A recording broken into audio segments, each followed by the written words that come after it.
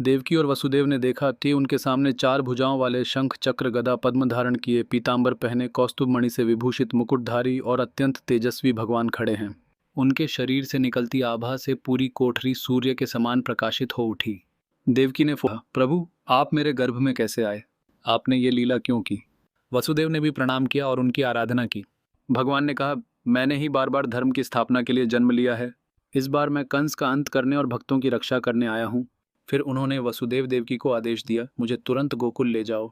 वहाँ यशोदा के गर्भ में योगमाया जन्म लेंगी, उन्हें यहाँ ले आना। मैं वहाँ एक साधारण बालक के रूप में प्रकट हो जाऊंगा।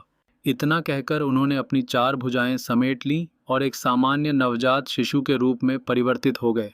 लेकिन उनका तेज सामान्य बालकों से कहीं अधिक था।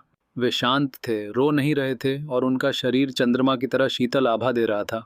तभी वसुदेव ने देखा जो कारागार के सभी पहरेदार गहरी नींद में सो चुके हैं। बेड़ियां अपने आप खुल गई हैं और द्वार अपने आप खुल गए। उन्होंने बालक को अपनी बाहों में उठाया और टोकरी में रखा। वसुदेव ने जैसे ही यमुना नदी में प्रवेश किया, नदी का जल उनके कंधों तक आ गया। शास्त्रों में वर्णन है कि यमुना माता श्री कृष्ण के चरण स्पर्श करने को उतावली थीं, इसलिए एक बार लहरें ऊपर उठीं और उन्होंने बालक के पांव छू लिए। फिर मार्ग स्वयं शांत हो गया। शेषनाग प्रकट हुए और उन्होंने अपने फन से वर्षा को रोकते हुए वसुदेव और बालक की रक्षा की। गोकुल पहुंचकर वसुदेव ने देखा यशोदा प्रसव पीड़ा से अचेत हैं और उनके बगल में योगमाया के रूप में एक कन्या लेटी है। वसुदेव ने अदल बदल किया और उसी क्षण लौटकर कारागार आ गए। जैसे ही वे पहुंचे सभी द्वार फिर बंद हो गए, बेड़ियां फिर से बंद गईं और पहरेदार जाग गए।